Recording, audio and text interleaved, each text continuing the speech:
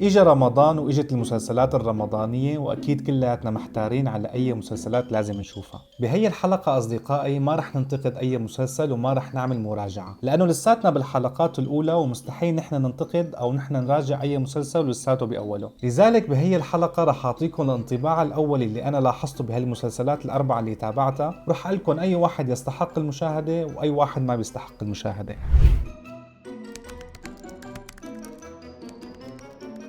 أما المسلسل الأول معنا بهي الحلقة والمسلسل اللي بيستحق المشاهدة وبشدة كمان هو مسلسل نسمات أيلول. هذا المسلسل من إخراج رشا هشام شربتجي وبيتناول قضايا اجتماعية اللي عم بتصير بالأرياف، بيسلط الضوء على الشباب الموجودين بالأرياف وبيتناول مشاكلهم اليومية. طبعا بدي أذكر إنه هذا المسلسل مو بس اجتماعي وأيضا كمان مسلسل كوميدي. وكانطباع أولي عن هذا المسلسل بقدر أقول إنه الآرت دايركتور كان كتير متناغم مع رشا هشام شربتجي، لأنه شفنا كتير تفاصيل بقلب الكوادر. والشيء اللي لفت انتباهي والشيء اللي انا حبيته كتير بهذا المسلسل هو انه الديكور كان بيعكس الحياة الريفية بكل تفاصيله، من الفليفلة المنشورة على السطح للبابية اللي بيفتح بالحبل، للاواني والصحون المزخرفة، وللبصل المحطوط بالسلة بقلب المطبخ. كمية تفاصيل كتيرة بقلب الكادر بتعكس التركيز العالي من الارت دايركتور وكيف هو كان متناغم مع المخرج رشا هشام شربتجي. ولانه المسلسل كوميدي والشيء اللي لفت انتباهي انه ما كان في كتير تهريج من قبل الممثلين، وكانوا هن عم بيحاولوا انه هن يضحكونا عن طريق المواقف الظريفة والنص كمان. لذلك كان طباع اولي بقدر اقول انه هذا المسلسل يستحق المشاهدة،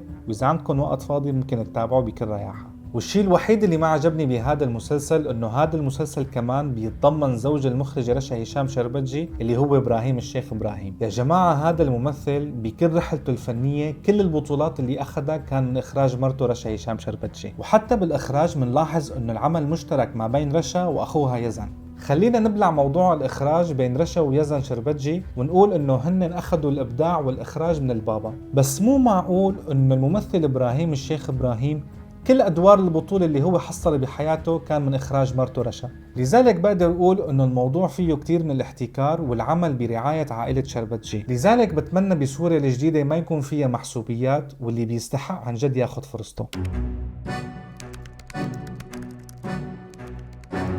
أما إذا إجينا على المسلسل اللي لا يستحق المشاهدة أبداً فهو مسلسل كذب أبيض. أما إذا إجينا لقصة المسلسل فمنلاقي إنه المسلسل بيحكي عن أب عنده 3 بنات، بيدور على البنات وحدة وحدة لحتى هو يطمن عليهم، ولكن هن بيكونوا مشغولين وما بيردوا عليه. ولما الأب بيشوف إنه البنات الثلاثة هن مو مهتمين فيه بيقرر إنه هو ينزل على الدرج، وأثناء هو عم ينزل على الدرج بنلاقي بالصالون في 4 ساعات، ساعة لندن وساعة دمسكوس وساعة نيويورك وساعة طوكيو. وإذا بندقق منيح بنشوف إنه تحت الدرج موجود لافتة كبيرة مكتوب عليها الرجاء عدم التدخين. فيا هن قاعدين بأوتيل يا اسلوب البيوت الجديدة هيك صار. وبعد ما بينزل الأب نسمع صوت طلقات رصاص، فبتنزل البنات وبتلاقي انه الاب تقوص، ومن دون ما يعطونا اي تفاصيل ومن دون ما نلاقي شيء فجأة منلاقي البنات الثلاثة قاعدين مع المحامي عم يعملوا معاملة تحصيل الإرث. وفجأة بيطلع الاب انه هو صارف كل مصرات العائلة وما في ورثة ولا بطيخ، وبالكمان هو مديون.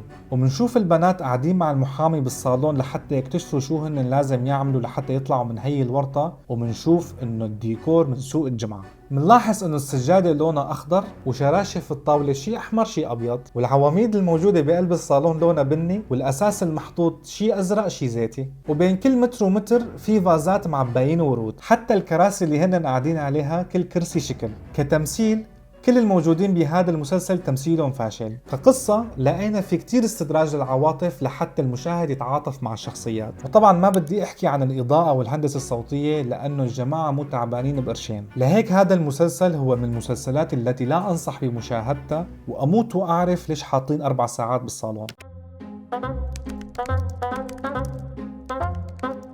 أما المسلسل اللي صدمني واللي خلاني فكر حالي إني عم ضيع وقتي وأنا عم تابعه ولكن بعدين غيرت رأيي تماما هو مسلسل قطع وريد. ببداية الحلقة لقيت إنه في ضعف بالكالر جريدينج وكانت الموسيقى مزعجة نوعا ما، لذلك حسيت حالي إني عم بتفرج على مسلسل أكشن رخيص، وصرت أتساءل بيني وبين حالي إنه كيف سلوم حداد وباسم ياخور بيشاركوا بهيك عمل. ولكن وأنا عم تابع الحلقة ولما وصلت لنص الحلقة المخرج خلاني غير رأيي تماما، وفجأة فجأة حسيت حالي اني عم تابع عمل رح يكون من اهم الاعمال اللي رح نتابعها ب 2025. طريقة الاخراج وطريقة كتابة النص بهذا المسلسل كان كتير ذكي وبيعتمد على تعقيد الامور. يعني المخرج والكاتب ببداية الحلقة بيعطيك تمهيد للقصة وبيخليك تتعرف على الشخصيات، ولكن فجأة بتلاقي انه كل هي الامور اللي مع هذا المخرج والكاتب بقلب الحلقة اتشابكت مع بعضها باسلوب كتير حلو، وفجأة بتحس حالك انك قاعد بدال الشخصية وما عرفان كيف تطلع من الورطة اللي هن وقعوا فيها. واكيد الحبكة بهيك اعمال ما بتعتمد على عنصر درامي واحد، ولكن بتعتمد على مجموعة من العناصر الدرامية، وكل هي العناصر الدرامية بتتشابك مع بعضها بقلب المشهد، ولحتى تحل مشكلة معينة لازم تحل 4 أو 5 مشاكل موجودة قبلها. وهذا المسلسل للاشخاص اللي هن بيحبوا السياسة، لانه بالسياسة لحتى تقدر تحل مشكلة معينة لازم تحل مجموعة من المشاكل المتفرعة ما قبل حلك لهي المشكلة. فكل العناصر الدرامية بقلب هذا المسلسل هي متشابكة مع بعضها ومعقدة جدا، فبقدر أقول أنه هذا المسلسل مسلسل أكشن ناجح وأكيد يستحق المتابعة.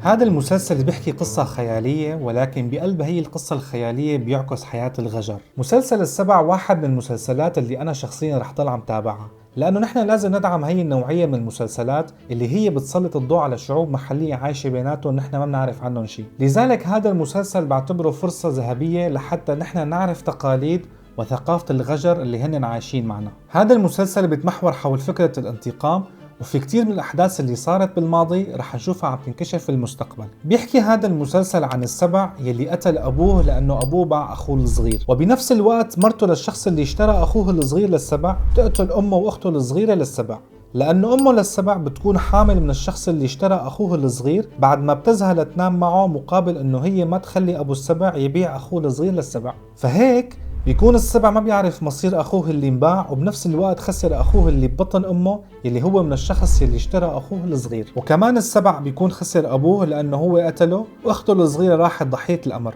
فهيك السبع بيكون خسر كل عائلته ما عدا أخوه الصغير اللي انباع، فبيقعد بيتجهز للانتقام. إذا ما فهمتوا شيء تابعوا الحلقة الأولى ورح تفهموا كل كلامي. وهي كانت حلقتي لكم لليوم، وكان معكم آلان بكر، ودمتم بخير.